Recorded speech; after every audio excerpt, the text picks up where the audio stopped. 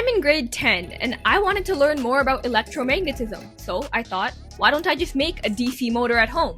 In the description of this video, I've also attached a fantastic video about electromagnetism and how it works in a DC motor. It's by Jared Owen. It's a great video, so feel free to go check that out. But in this video, we are going to be making a simple experiment of making a DC motor at home. But first off, before we get straight into it, what even is a motor? Well, a motor takes in electrical energy and it converts it into mechanical motion.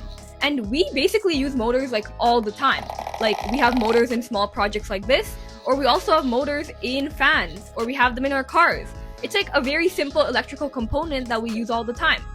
But there's also two main different types of motors. We have AC motors and we have DC motors. So an AC motor stands for an alternating current motor, and basically what AC is, it's a type of current that alternates or it moves back and forth, and it moves in two different directions. While a DC motor uses direct current, and DC is basically current moving in only one direction. So in this case, we built a DC motor at home. But a DC motor has a lot of essential parts that I had to make to actually have this motor work. So I started off with a coil of wire as the motor's armature, and the armature is the part that moves in the motor. I have two metal stands as the brushes that carry across the current to the armature.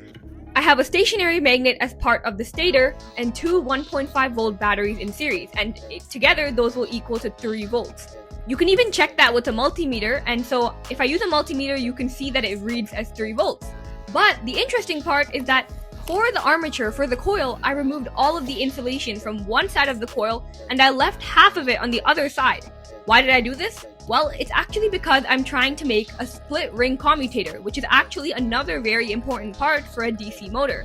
Basically what it does, a split ring commutator is like an electrical switch, kind of, and it's used in DC motors, specifically brushed DC motors, to make sure that the entire armature keeps spinning in one direction, because what would happen is if there was no split ring commutator, the magnetic forces of both the coil and the magnet would balance out and it would just stop spinning. But because of the split ring commutator, what happens is the polarity of the armature changes and it flips, and that keeps the motor spinning in one continuous direction. But how does this even relate to the concept of electromagnetism? Well, this DC motor actually runs on magnetism. What happens is the current flowing through the coil, because of the rules of electromagnetism, that creates a magnetic field. And the magnet, the stationary magnet, also has a magnetic field. So the whole spinning of the armature happens because these two magnetic fields are interacting, and it creates a push and a pull, and ultimately that's what drives the entire rotational motion. So it's taking electrical energy, converting it to mechanical motion.